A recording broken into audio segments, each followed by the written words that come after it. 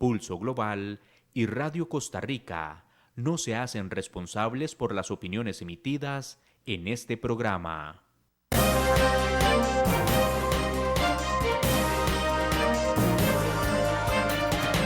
Pulso Global es un espacio que busca analizar los principales escenarios, fenómenos y acontecimientos en el panorama internacional, desde un análisis serio y académico que busca generar insumos para que cada quien pueda construir su propio criterio.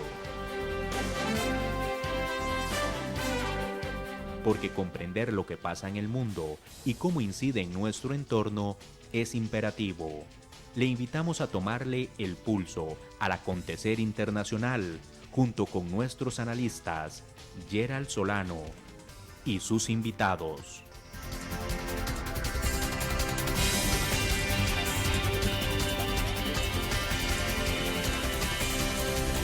Bienvenidos. Hola a todos y todas, esperando que estén muy bien. Les saludamos desde el programa Pulso Global en nuestra transmisión número 78, en el que estaremos hablando sobre la región del Asia-Pacífico. Hoy con dos invitados especiales que van a conocer más adelante. Pero antes, tomémosles pulso al acontecer internacional por medio de los distintos plataformas digitales de algunos medios internacionales. Por ejemplo, el New York Times, les invitamos a leer la noticia intitulada "La reunión mundial más importante ya está sucediendo y no te has enterado". Dice este medio que los países se reúnen en un esfuerzo por detener un colapso de la biodiversidad que, según los científicos, podría convertir el cambio climático en una crisis existencial. Mientras 20,000 líderes gubernamentales, periodistas, activistas y celebridades de todo el mundo se preparan para desembarcar en Glasgow para una cumbre climática crucial que comienza a finales de este mes, otra reunión internacional de alto nivel sobre el medio ambiente comenzó esta semana. El problema que se pretende abordar es el rápido colapso de las especies y los sistemas que sostienen colectivamente la vida en la Tierra. Lo que está en juego, señala el medio, es que en ambas reuniones son tan importantes en las que los múltiples científicos que participan y con altas carreras destacadas han señalado que la crisis de la biodiversidad ha recibido mucho menos atención. Así que les invitamos a leer esta noticia y dejarnos sus comentarios en nuestro Facebook. Por su parte, el periódico El País, en su versión digital, titula "La Unión Europea golpeará a Londres con duras represalias comerciales si incumple el acuerdo del Brexit sobre Irlanda del Norte. Bruselas prepara medidas de castigo por si el gobierno de Johnson cumple su amenaza de suspender unilateralmente el protocolo norirlandés pactado en 2019. La Unión Europea espera encontrar una salida negociada con Londres sobre la aplicación de los acuerdos del Brexit en Irlanda, pero teme que el gobierno de Boris Johnson sorprenda al club comunitario con una ruptura unilateral y repentina de lo pactado en 2019. Por si acaso, según fuentes diplomáticas, Bruselas prepara todo un arsenal de represalias políticas y comerciales que podrían golpear duramente al Reino Unido si opta por saltarse unos acuerdos que fueron laboriosamente negociados durante 3 años y medio y ratificados tanto por el Parlamento Europeo como por el británico. Además, varios socios europeos, con Francia y Alemania al frente, abogan por una respuesta muy contundente a cualquier desafío de Londres. España secunda el plan a pesar de los daños recíprocos que podría provocar esta medida. Les invitamos también a consultar en nuestro canal de YouTube los programas referentes a el Brexit. Desde Pulso Global le hemos tomado el pulso a esta situación, por lo que también les invitamos a dejar sus comentarios en nuestras distintas redes sociales. Y por último, queremos compartir con ustedes una noticia relacionada precisamente con el tema que estaremos abordando hoy con nuestro invitado especial. La estrategia red de puertos que China controla en el mundo y cómo está avanzando en América Latina, intitula El Medio Británico. El puerto griego del Pireo, considerado la gran puerta de entrada de los productos asiáticos a Europa, es uno de los ejemplos de la expansión de las empresas chinas en la red global de puertos. Después de la gran crisis del 2008-2009, Grecia tuvo que llevar a cabo reformas y privatizaciones para pagar sus deudas tras el rescate financiero internacional. El gigante estatal chino COSCO vio una oportunidad para entrar en la industria portuaria de un país en crisis y fue así como adquirió el 51% de las acciones del Pireo bajo un acuerdo que le permitiría hacerse con el 67% 5 años después. Y es lo que acaba de ocurrir a comienzos de este mes de octubre. Con esta operación, ahora Pekín maneja uno de los puertos más importantes del mundo, ubicado en el cruce de Europa, Asia y África. La misma compañía está en conversaciones para adquirir una participación en el puerto de Hamburgo, Alemania. Si llegara a concretarse, sería la octava mega inversión portuaria de COSCO en Europa. Y otro de los gigantes chinos, Shanghai International Port Group, se acaba de hacer con el control del puerto israelí en Haifa. Esos son algunos de los capítulos más recientes de una larga historia de expansión portuaria que en los últimos años se ha dado en el contexto de la llamada Ruta Marítima de la Seda, iniciativa que forma parte de un plan más amplio de inversión de los capitales chinos en obras de infraestructura alrededor del mundo. Para conseguir ese objetivo, tener el control de las concesiones portuarias en puntos geoestratégicos es fundamental, según han señalado distintos analistas, y tema que estaremos abordando en unos minutos. Así que seguimos a través de nuestro Facebook Live en Pulso Global y por Radio Costa Rica 930 AM. Hoy en un programa, como les decía, de especial referente a Asia-Pacífico, una aproximación geopolítica, por lo que doy la bienvenida a nuestra productora Gabriela Navarro, quien estará acompañándonos como analista para poder conversar con nuestro invitado. Hola Gaby, ¿cómo estás?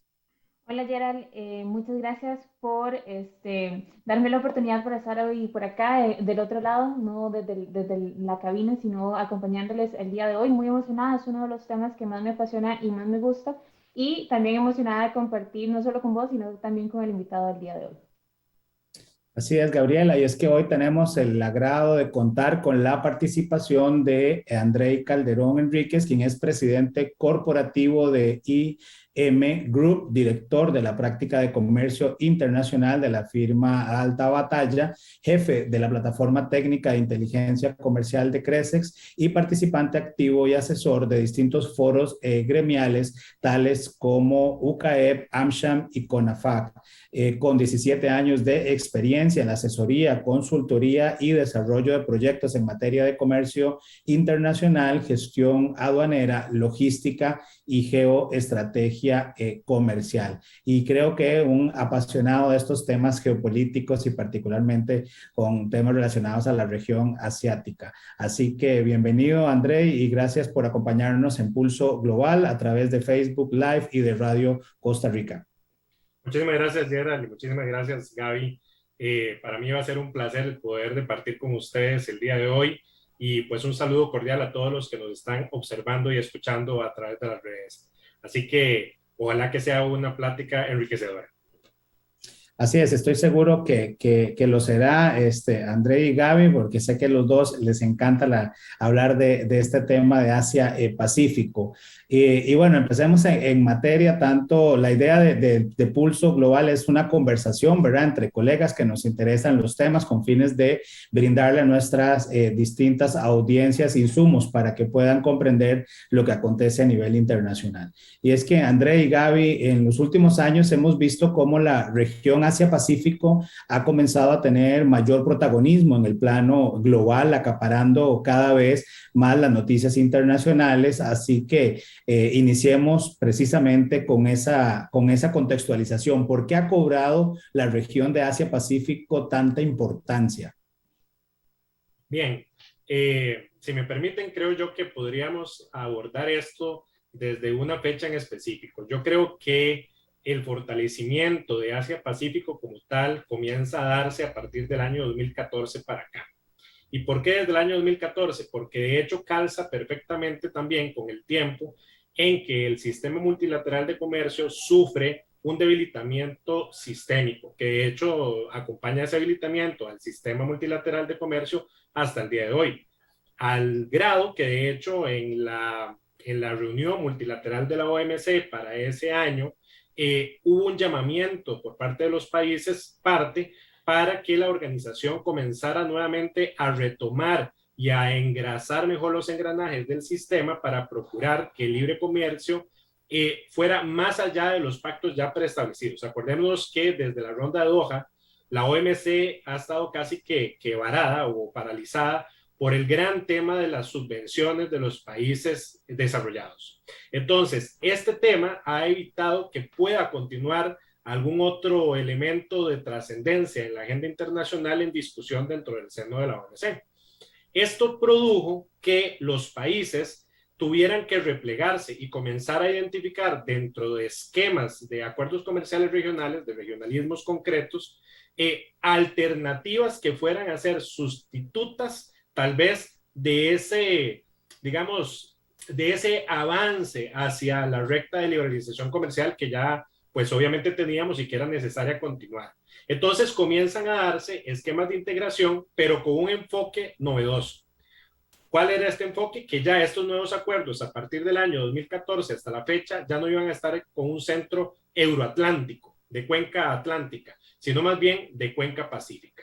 ¿Y por qué? Porque también se suma para más o menos esta fecha que vamos a ver, de forma sostenida, China, que creo yo que es el principal motor que sostiene este desarrollo y esta puja hacia adelante de toda la región de Asia-Pacífico, comienza a tener de forma sostenida, de forma interanual incluso, crecimientos de entre 5, 6 y 7% del Producto Interno Bruto. O sea, logra obtener un gran enriquecimiento del sistema de globalización.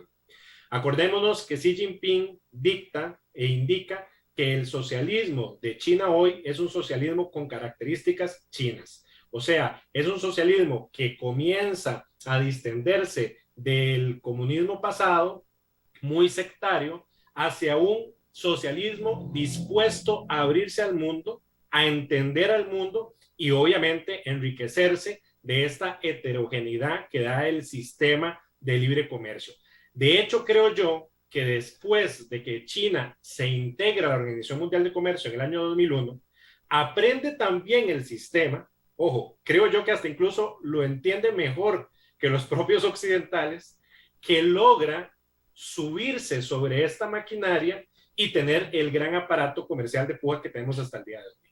No sé si Gaby considera lo mismo.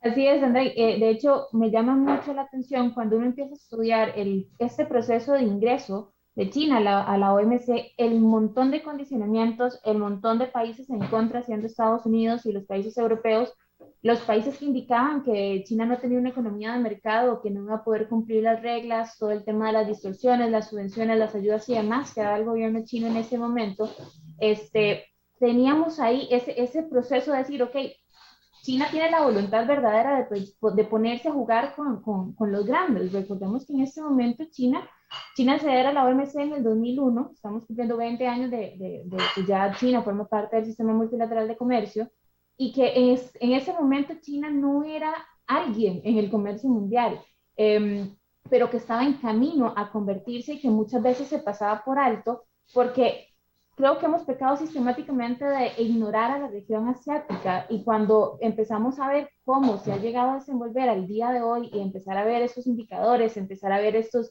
niveles de crecimiento y aporte y soporte que ha tenido la región asiática en los contextos de crisis Veamos en el caso de la crisis del coronavirus, que es un virus que se genera en esa región o que da su inicio en esa región y que es una de las regiones que más ha sabido sobrellevarla y subsistirla y que a nivel de crecimiento no se ha visto tan rezagada como otras, es cuando empezamos a ver hacia esa región. Pero es interesante los condicionamientos, el hecho de que se le otorgaran venias donde se les decía, si un país tenía sospechas de que China estaba distorsionando, podían implementar medidas correctivas de un solo sin tener que pasar por muchos procedimientos, que esas eran situaciones que no se les daban a otros países. Entonces, hablamos de un proceso de acercamiento muy diferenciado y muy sesgado. ¿Por qué? Porque todavía teníamos esos recelos y creo que mucha de la clave del desarrollo y el crecimiento de China ha sido no solamente esa visión a largo plazo, estamos hablando que el desarrollo que tiene China el día de hoy es un desarrollo que viene orquestado desde los años 70, 80 con Deng Xiaoping, con todas sus creencias, todos sus principios y que al día de hoy estamos viendo sus resultados y que sigue siendo un país que planea a largo plazo. O sea, todos los años tenemos cada quinquenio tenemos los planes quinquenales y que los han ido logrando y más bien han hecho una aproximación ya para esta mucho más ambiciosa, que el mundo debería de empezar a ponerle un poco más de atención a estos asuntos. Sí, y es que ahí tal vez, Gaby, se ha hablado también de la necesidad de China, ¿verdad? Por expandirse, por cada vez influir y compensar de alguna manera ese tiempo perdido, ¿verdad? Recuerdo en algún momento con algunas discusiones, particularmente con temas de cambio climático, cuando decían, bueno, pero ustedes los países occidentales se han desarrollado a punta de, ¿verdad? De quemar búnker, de quemar petróleo y ahora quieren limitarnos a nosotros este desarrollo. Pero por otra parte, creo que un poco lo que ha contextualizado André y lo que menciona Gaby, también demuestra ese deseo por mostrar músculo, ¿verdad? Es decir, también aquí estamos presentando una lucha de poder, una lucha hegemónica en términos en estilos diferentes, que eso es importante, digamos, señalarlos, en estilos diferentes a lo tradicional de Occidente y particularmente de los Estados Unidos, pero que pareciera que el contexto tanto internacional y el desgaste de Estados Unidos en el liderazgo internacional le está haciendo un escenario idóneo para poder, digamos, avanzar en este posicionamiento geoestratégico. Por eso hablábamos un poco en este escenario de pandemia, ¿verdad? De la diplomacia de las mascarillas, de la diplomacia de las vacunas, ¿verdad? Es decir, el escenario pareciera también ser un elemento interesante a la hora de la planificación. Pero creo que aquí también hay que destacar el tema de liderazgos, ¿verdad? Xi Jinping ha tenido una visión bastante, digamos, clara de hacia dónde quiere llevar a China, ¿verdad? Entonces, por eso, en algunos incluso escenarios, en algunos artículos se ha venido hablando, ¿verdad? De la China de Xi Jinping, ¿verdad? Versus la China que se ha visualizado en otros momentos. Y creo que las últimas reuniones, semanas atrás, del presidente en el partido, ¿verdad? Comunista, de alguna manera respaldan que la visión del presidente Xi Jinping es la visión que está compartiendo el partido también comunista en términos de hacia dónde ha llegado y hacia dónde quiere llegar. Y yo creo que eso también nos abre entonces un espacio, ¿verdad? De análisis en términos de China y la región. Entonces, tal vez ahí la pregunta, Andrés y Gaby, que es, bueno, ¿cuáles podrían decirse que han sido los principales actores, ¿verdad? En toda esta, digamos, auge de la región de Asia-Pacífico y particularmente la relación China-Sudeste Asiático. Vamos a ver, de hecho has tocado temas muy interesantes que concatenan perfecto a esto. Y son temas controversiales. ¿Por qué? Porque aparte de que China y la región asiática como tal, no solamente China, han aprovechado el debilitamiento del mundo euroatlántico para poder ir generando un espacio donde poder colarse, tenemos que sacar a la palestra el hecho de que fue ese mundo euroatlántico el que colocó al mundo asiático donde está hoy en día. O sea, de hecho, China, por ejemplo, como tal, no quería per se ingresar al mundo capitalista y fue más bien por el impulso de los propios Estados Unidos los que los llevan a las reformas de los años 70 para luego ingresar a la Organización Mundial de Comercio en el 2001. Pero hay otro factor trascendental, que es la relocalización industrial y comercial. O sea, esta relocalización que se genera entre los años 80 y 90, donde las grandes factorías estadounidenses y europeas comienzan a migrar precisamente por factores productivos y de eficiencia de producción a China, Malasia, Tailandia, India, etcétera, eso genera que ahora mis países competencia, o sea, la región de Asia, comience a enriquecerse. Y de hecho, suscitó un evento muy particular, y es que se genera una primera relocalización de los países euroatlánticos hacia lo que es India y China, como grandes factorías de Asia propiamente dicho, y luego de estos mismos dos países, India y China, comienzan a surgir inversiones de relocalización al ASEAN, a toda la cadena de los tigres asiáticos, al punto que hace que los tigres asiáticos en la bolsa asiática surjan de forma intempestuosa a finales de los años 80. Y de hecho, de forma artificial, porque eso fue lo que se suscitó, caen las bolsas de Malasia, después de que crecieron enormemente, a finales de los 80, porque teníamos que contener las economías del sureste asiático que estaban creciendo más deprisa de lo que realmente el mundo occidental necesitaba. Hoy en día, ¿qué es lo que pasa? Que tenemos dos liderazgos clave. Uno, China como país cólume, que es el que genera el motor de camino a toda la región. Y el segundo, el ASEAN como comunidad económica integrada y que realmente nuestros respetos porque tal vez sin necesariamente aparecer tanto en la foto, ha logrado desarrollar esquemas de desarrollo tan interesantes que creo yo que son muy pocos conocidos en nuestros países. Vean lo curioso, por ejemplo, la ASEAN como tal surge su desarrollo como comunidad y de integración en los años 67, o sea, muy paralelo al desarrollo de la integración económica centroamericana. Pero a hoy, años después, ¿cierto? Ellos tienen la comunidad completamente establecida, integrada al nuevo Regional Comprehensive Economic Partnership, el famoso RCEP, que es el regionalismo que une toda esta región, que sería la ASEAN más 5, sin India, y ahora Gaby puede ampliar al respecto, ¿verdad? Mientras que Centroamérica sigue lidiando con temas intestinos, con temas de operatividad que al mismo tiempo, en paralelo, mientras que ASEAN, que también eran países de renta muy baja como los nuestros, crecieron de forma diferente. Así que definitivamente los dos grandes actores han sido China por una parte y ASEAN por el otro. En la parte del sur de Asia, lo que nosotros llamamos el sur de Asia-Pacífico, claro que está Nueva Zelanda y Australia con un poderío concreto, pero venimos a ver que estos son países más de la Commonwealth que han tenido que entender que la región no puede dividirse tanto. Entonces ellos ven o se ven como el pivote de esta región en la parte sur. Entonces es muy interesante ver este crecimiento.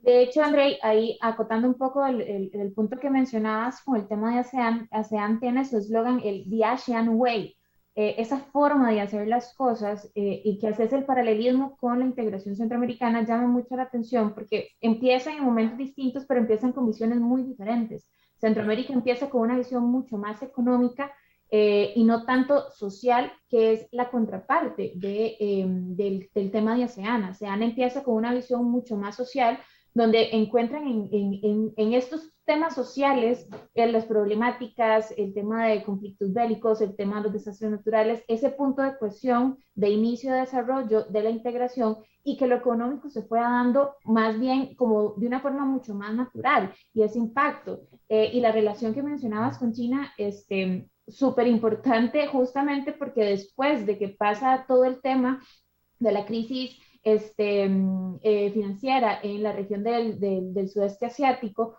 donde el Fondo Monetario Internacional y el Banco Mundial casi que le dan la espalda a esa región, donde China y Japón dicen, no, nosotros nos ponemos la camiseta y tenemos que seguir adelante, todo el tema de los acuerdos de Chiang Mai, que salen y surgen y se convierten en ese sistema de apoyo donde dice, ok, no vamos a dejar que esto vuelva a pasar porque esta visión, que es algo desde que lo he empezado a estudiar, me ha llamado mucho la atención porque creo que distamos en esta parte de Occidente de esa forma de ver las cosas cooperativas. Es decir, ellos dicen, si mis vecinos están mal, pues yo también voy a estar mal porque mis vecinos son mis principales socios. Entonces, en ese sentido de comunidad nos empezamos a aprovechar y empezamos a ayudar a que todos vayan creciendo. Entonces ahí es donde vemos estos esquemas de regionalismo poshegemónico que empezamos a ver las dinámicas con el ASEAN, con el ARCEP también que se mete por ahí, que viene a desafiar estos esquemas tradicionales, pero que vienen a respaldar una relación que se viene dando desde hace muchos años atrás, donde China, Japón, el mismo Corea, se han convertido en esos aliados tan estratégicos para la región del sudeste asiático y que han conformado una solidez significativa para poner en jaque tal vez no en jaque, sino llamar la atención del mundo ante esos esquemas de integración que han estado manejando en los últimos años. Ahora, obviamente en esto hay varias posiciones, ¿verdad? Por ejemplo, el discurso, ¿verdad? La posición de China con respecto a esta famosa, ¿verdad? Ruta de la seda o la franja y la ruta, ¿verdad?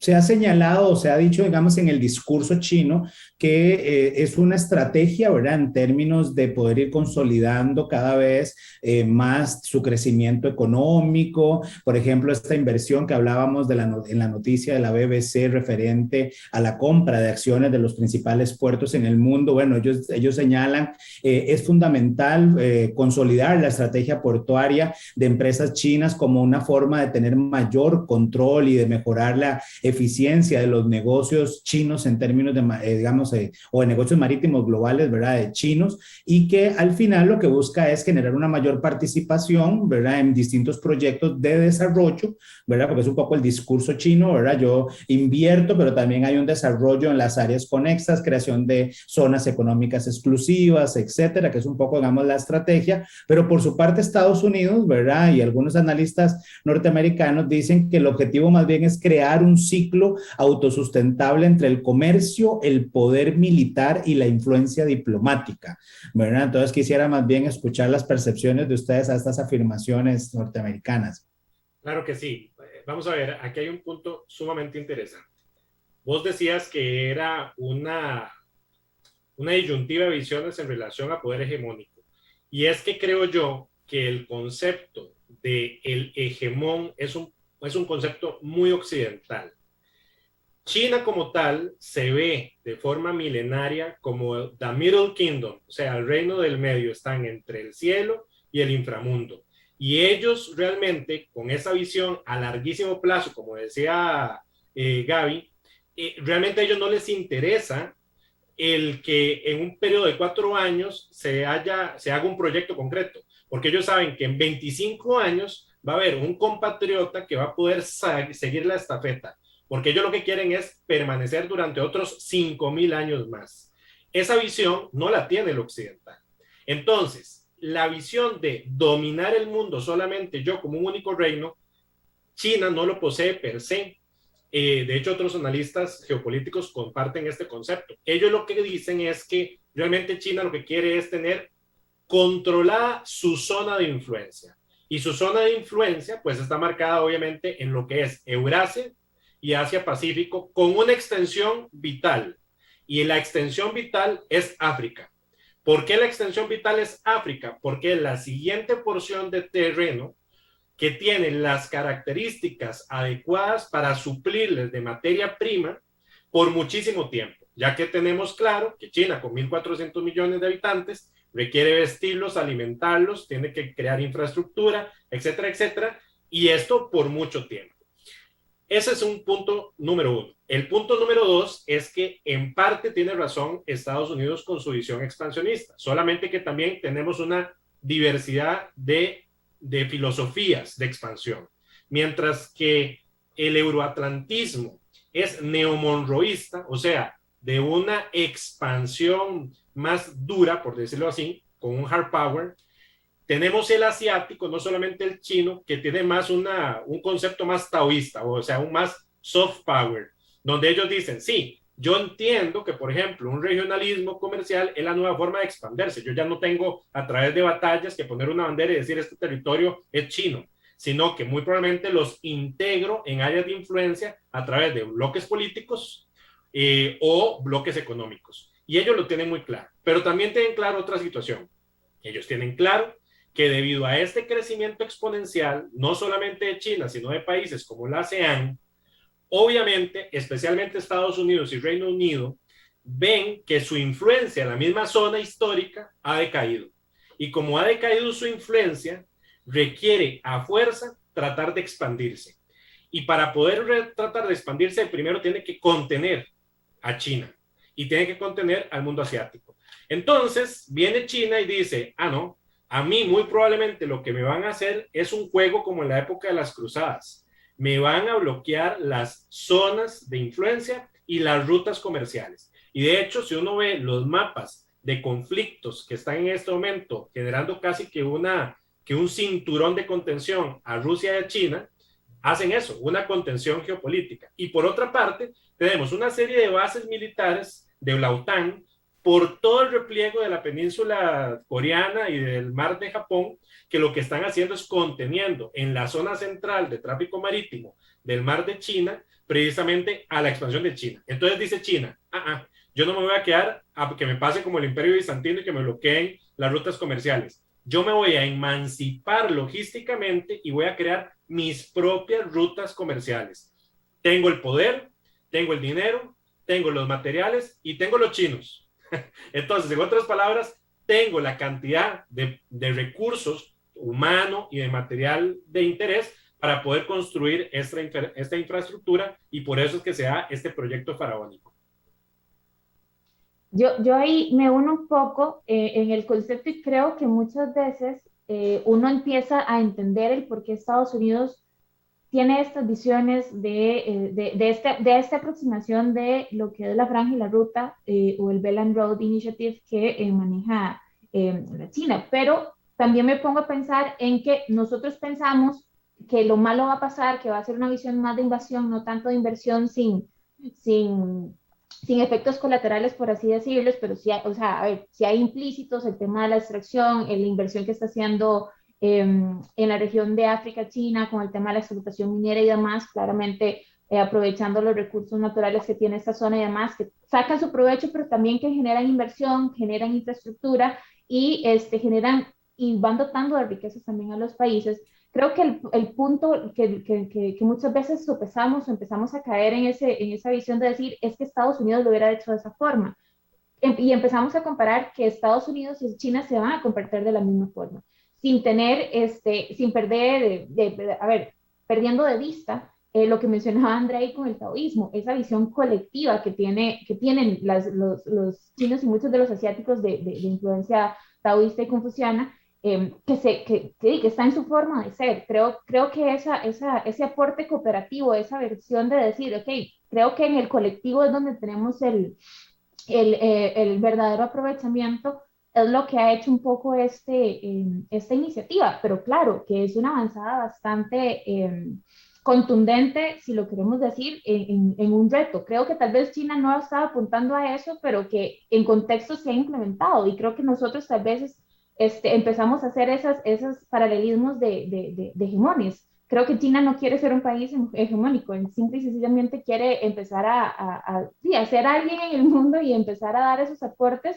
pero sin querer asumir el rol que tiene Estados Unidos o que ha tenido Estados Unidos y la misma Unión Europea en los últimos años. Ellos hacen este acercamiento para interconectar. Si vemos la ambición, y creo que ya lo habíamos conversado con la doctora Gabriela, nuestra invitada que tuvimos, que nos analizó justamente la iniciativa del Belt and Road, ver cómo en esa aproximación China ha estado interconectando y ha estado viendo esa forma de ir generando una visión global. Y una vez, escuchando a doña Claudia Uribe del International Trade Institute, ella nos decía que muchas veces pecamos de ver el mundo de una versión occidental y no de una versión normal, que la forma en que nosotros estamos acostumbrados de ver los mapas es la versión occidentalizada, porque si vemos los mapas con los cuales enseñan geografía en la región asiática, la forma es distinta. Incluso Andrei lo mencionaba, que la palabra, digamos, el significado de China es ese, el país del medio, porque ellos están dentro de esa visión, o esa es su forma de ver las cosas. Entonces creo que en temas de posiciones es fácil caer y decir, claro, es un avance, Estados Unidos está sintiendo tal vez en jaque de esos avances significativos, y que no solamente es China, sino que ahora también vienen en conjunto otros países que tal vez muchos años empezamos a ignorar.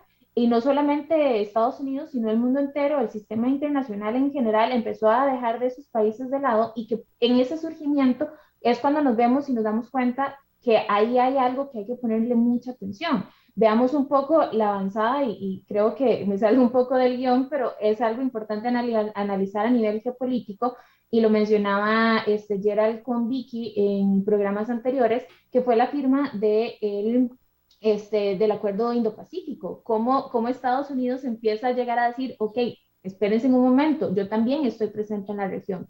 Entonces, esas posiciones, esos movimientos, esos jaques, como utilizado de Estados Unidos a la India como un país estratégico, un país aliado, que se ha convertido en ese cierre, o en ese corte de avanzada de la estrategia del collar de perlas, cómo ha ido manejándolo. Ahí hay todo un tema de influencia geopolítica que se le va de la mano a China y a la región asiática, y que ahí vemos todavía que hay cierto nivel de influencia de países como Estados Unidos y la Unión Europea dentro de la región. Qué interesante ahora en el contexto de pandemia, digamos, hablemos un poco sobre si la crisis ha afectado de alguna forma el surgimiento de la región Asia-Pacífico, porque ha sido, digamos, un tema de análisis a nivel geoestratégico, a nivel geopolítico, a nivel de salud, a nivel comercial, ¿verdad? Es decir, ha tenido, digamos, una serie de variables, la forma en que los países asiáticos han manejado la pandemia, en mucho por sus particularidades en términos de los sistemas, ¿verdad? En comparación con Occidente, hay algunas facultades que sus mismos sistemas políticos les facilitan de mayor, digamos, en mayor medida tener confinamientos, tener, ¿verdad?, ciertas decisiones, la obligatoriedad en algunos procesos de vacunación, que no necesariamente ha sido tan fácil para Occidente. Pero podría decirse, André y Gaby, que ha afectado la crisis de la COVID-19 el surgimiento de la región Asia-Pacífico. Vamos a ver, desde mi óptica, más que una afectación, lo que está haciendo es atrasando un poco la aceleración que habíamos previsto. Primero, porque obviamente se preveía sin pandemia que el crecimiento no solamente de China, sino de India, de los países de la ASEAN, iba a ser exponencial para estos años. Obviamente, China ha logrado salir avante y ya va a tener un crecimiento positivo a pesar de todas estas temáticas que nosotros hemos estado visualizando en las noticias. Pero, como les digo, esto lo que está haciendo es atrasando la colocación del mundo asiático en contraposición al mundo euroatlántico, que tal vez se veía más pronto y que ahora muy probablemente se repliegue unos tantos años. O sea, yo lo estoy proyectando a unos 5 años. ¿Por qué? Porque es muy claro el debilitamiento del sistema capitalista tradicional. Tanto es así que los propios capitalistas, digamos, teóricos económicos capitalistas, están autodiciendo que ya el sistema está muriendo o que ya está muerto y que necesitan un cambio. También de aquí viene mucho los teoremas que se están gestando, por ejemplo, en el Foro Económico Mundial, del famoso gran reseteo, para generar un gran replanteamiento del sistema económico occidental en contraposición del sistema que se viene asiático, sumamente fuerte, donde, por ejemplo, tenemos un dólar que se está depreciando, con un Estados Unidos que no puede hacer frente a su propia deuda, versus un renminbi que está apreciándose de forma acelerada, y cada vez más países dentro de la franja y la ruta están utilizando el renminbi como moneda de cambio para bienes estratégicos. Entonces, esto lo que está haciendo es que está apuntalando ese crecimiento chino. Ahora, hay otro punto. Vean lo curioso, a pesar de que hay una desaceleración tal vez en el acercamiento comercial por la crisis de contenedores, porque tal vez el regionalismo comprensivo que lanzó en 2017 Xi Jinping en la cumbre de la PEC ya no se va a poder dar como ellos querían y va a mutar a un regionalismo cerrado.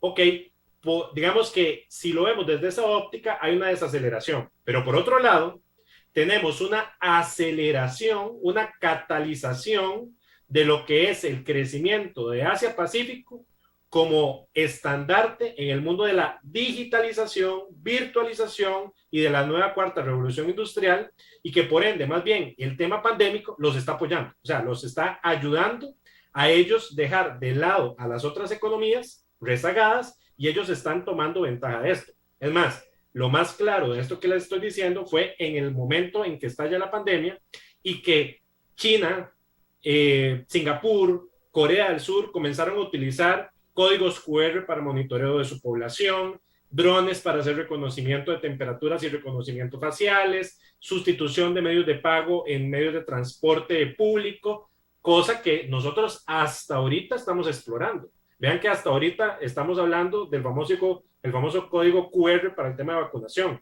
donde ya estos países más bien están hasta como en la tercera o cuarta versión de sus sistemas de monitoreo.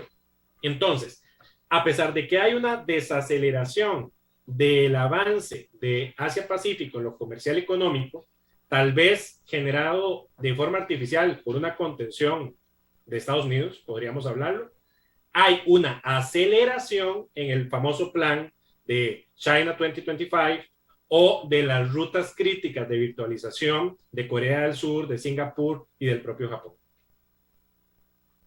Yo creo que también otro de los impactos que ha tenido el tema de la crisis de la COVID ha sido mucho la reconfiguración de las cadenas de suministro, empezando por el rol que tenía China, bueno, el rol que sigue manteniendo China en muchas de las cadenas de suministro a nivel mundial. Y creo que ese fue el momento en que el mundo se empezó a dar cuenta de la dependencia que tenían con la región asiática, donde muchos países deciden, ok, retiramos nuestra cadena de producción de China, pero empiezan a ver países como Vietnam, países como Indonesia, como fuente para colocarse. ¿Por qué? Porque ofrecen condiciones muy similares.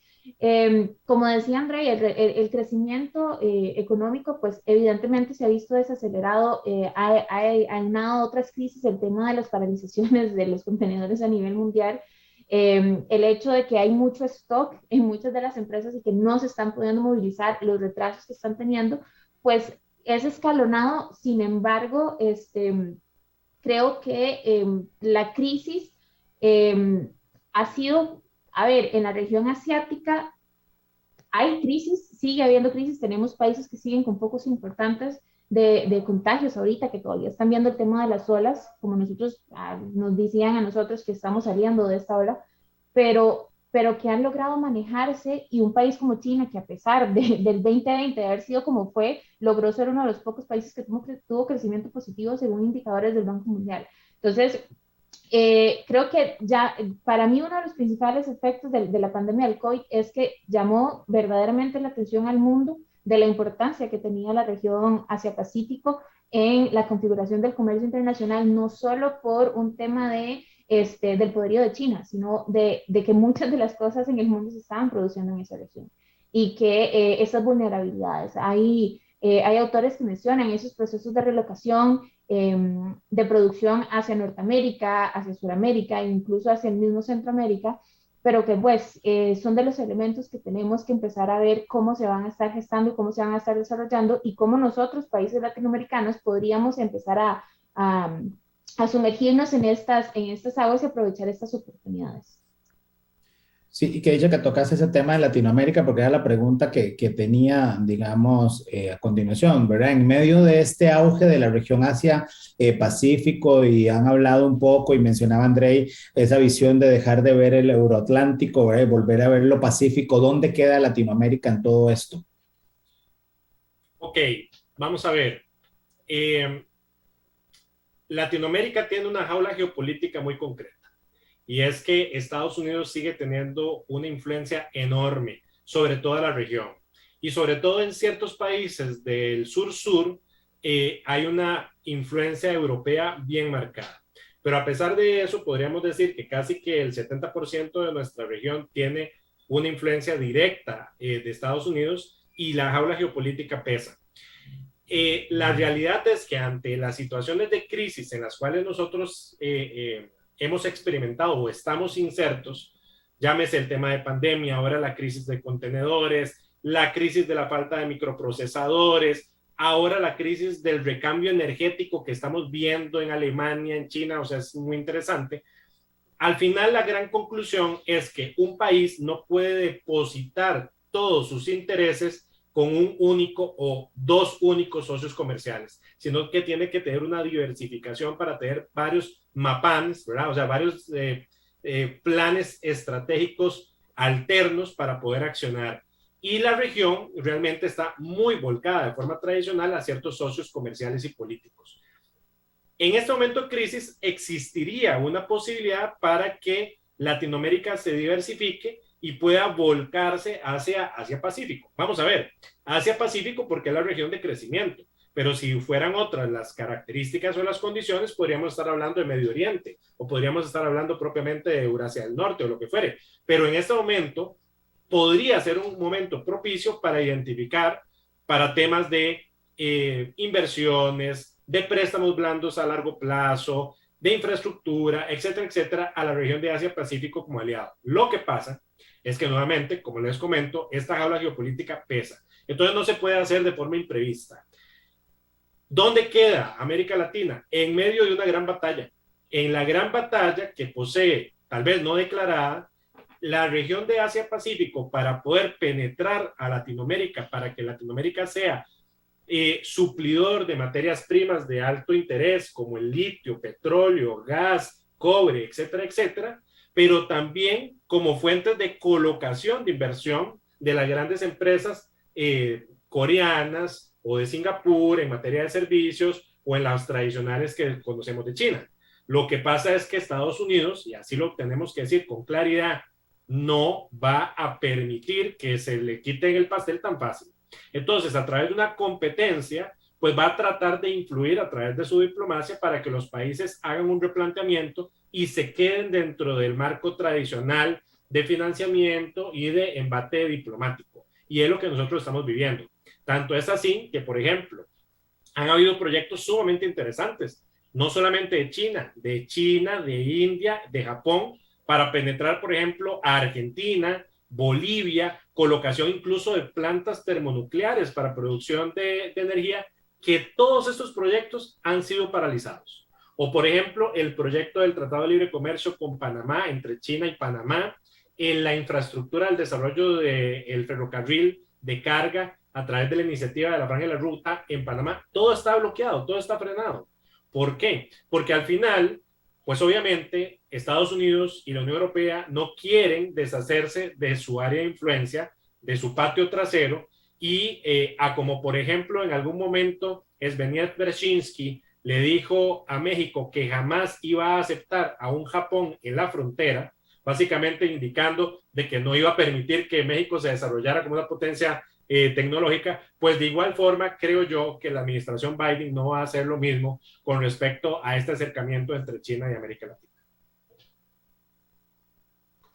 Sí, yo creo que ahí uno de los grandes ejemplos ha sido esa aproximación que ha tenido China con la región latinoamericana con la iniciativa de la Ruta y la Seda, y como países como México o el mismo Panamá han frenado los esquemas de desarrollo de esta ruta por influencia geopolítica de Estados Unidos y el mismo Costa Rica. Nosotros, parte de la casualidad de que muchas veces que hemos tenido esos acercamientos con China, coinciden casualmente con visitas de personeros importantes del gobierno estadounidense. Entonces, ahí nos condiciona mucho. Y es súper curioso en el caso de Costa Rica, donde tenemos una dinámica donde China y Estados Unidos son nuestros principales socios comerciales a nivel de importación.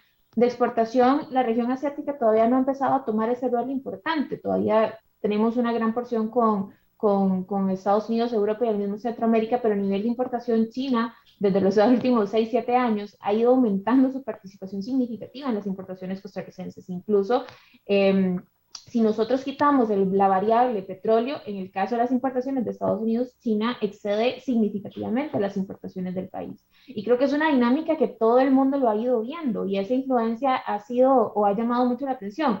Lo conversábamos Gerald y yo cuando escribíamos los artículos sobre la guerra comercial de China y decíamos que en el momento que uno hace los análisis estadísticos se da cuenta porque Donald Trump decía lo que decía de China y se daba cuenta uno que verdaderamente el hecho de depender de alguien y que esa persona no dependa de uno o este país no dependa de otro, eran esas llamadas de atención para los países que han empezado a contener eso, porque creo que es posible que en un escenario donde no tuviéramos esa jaula geopolítica que menciona Andrei, el comercio de la región latinoamericana podría estar volteándose para la región de Asia-Pacífico. Hay un tema que quisiera agregar, Yara, y es que específicamente China con América Latina tenía, Xi Jinping lanzó un plan que es el del 136, o sea, era un plan, 3 motores, 6 ejes, de básicamente ir a largo plazo generando penetración de inversiones en áreas estratégicas, por ejemplo, en energía, en infraestructura y propiamente la parte comercial. Y aquí hay disparidad entre los países de Latinoamérica. Tenemos un México, un Argentina, un Brasil con grandes territorios que pueden servir a los fines asiáticos, no solamente de China, por ejemplo, incluso de India, para expandirse en producciones, en digamos, explotación minera, etcétera.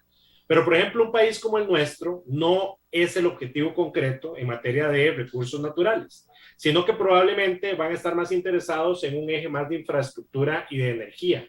E incluso en energía, cuando vienen las grandes empresas estatales chinas, ¿verdad? Por ejemplo, lo que es desarrollo petrolero o lo que es la parte de energía movida por agua o lo que fuera, resulta ser que nuestra matriz es tan pequeña y nuestro consumo es tan pequeño que la inversión para ellos es realmente insignificante. Entonces, Costa Rica, si realmente, hablando ya propiamente de nuestro país o países con características similares, quisiera realmente tener como un aliado secundario a la región de Asia-Pacífica, tiene que hacer un replanteamiento y tiene que indicar, ok, yo los quiero como socios, pero ¿en qué área? En servicios, en energía, en infraestructura, y no esperar a que vengan a buscarme, sino que nosotros vamos a tener que plantear un plan país e ir a tocar puertas. Y probablemente esas puertas se vayan a abrir de forma interesante. Ahí ya te me adelantaste un poquito a la siguiente última pregunta, porque ya vamos casi de cierre. Pero me quedaba, digamos, pensando mientras los escuchaba, bueno, ¿qué podríamos hacer, verdad, en Costa Rica? ¿Qué se podría esperar, digamos, en términos de futuro?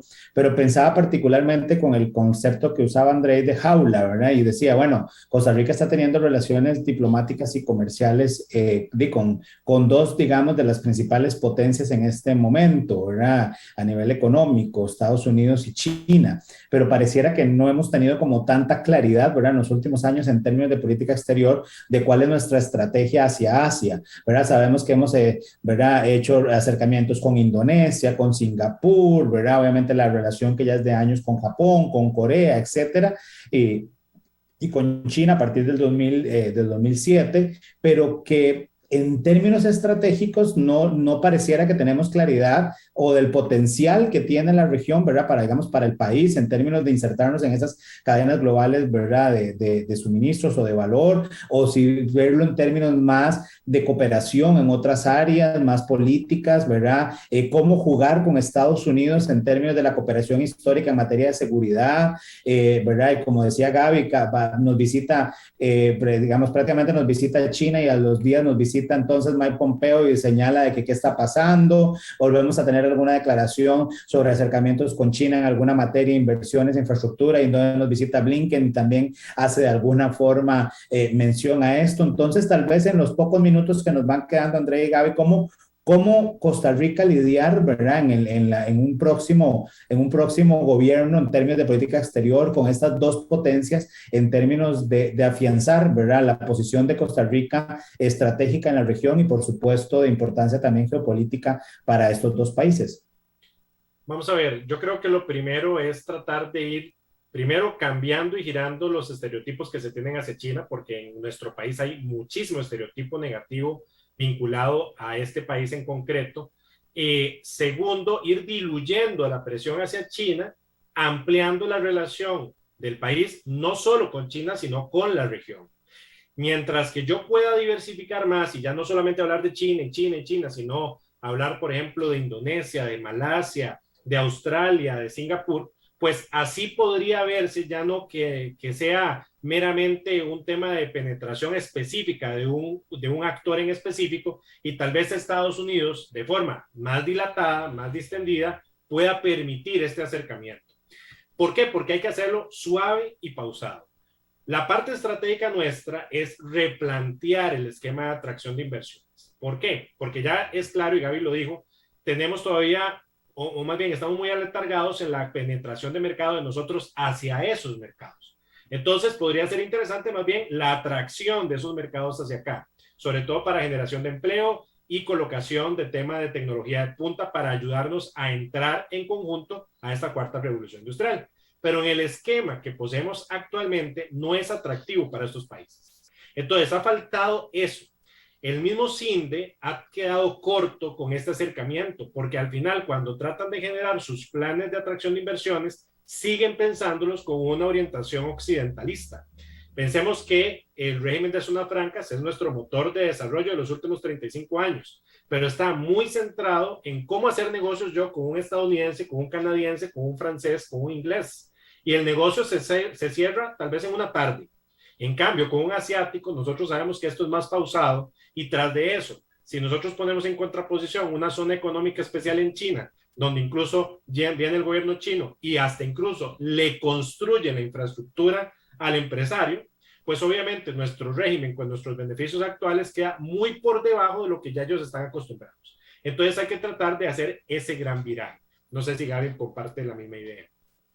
Sí, sí, creo que eso es algo clave y algo otra de las cosas que considero clave es esa visión país. Tenemos que tener una visión país, eh, una política exterior hacia la región y creo que como ya lo mencionaba la hemos parecido y creo que estamos en un contexto bastante importante, vienen las elecciones y pues es un momento de escuchar qué están diciendo los candidatos alrededor de la región de Asia-Pacífico, hacia dónde están mirando. Bueno, muchísimas gracias a ambos por acompañarnos en Pulso Global. Lamentablemente siempre el tiempo es nuestro peor enemigo en el programa cuando hablamos de estos temas y ha sido un honor, André, que nos acompañes hoy en Pulso Global y por supuesto a Gaby hoy desde el otro lado de la producción. Un placer completo. Muchísimas gracias a ustedes. Un gusto bueno, amigos, haber estado de este lado.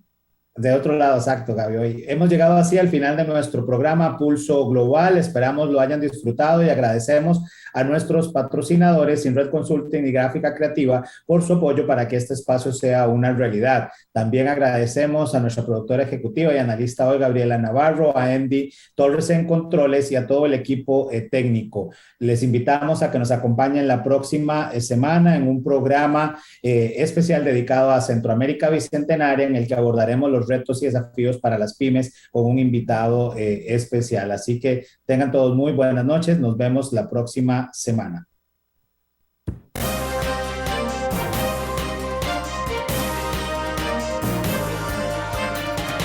Esto fue Pulso Global. Gracias por acompañarnos en una transmisión más.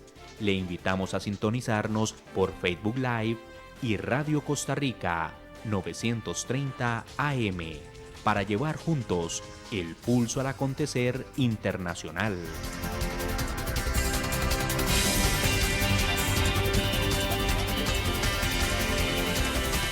Buenas noches.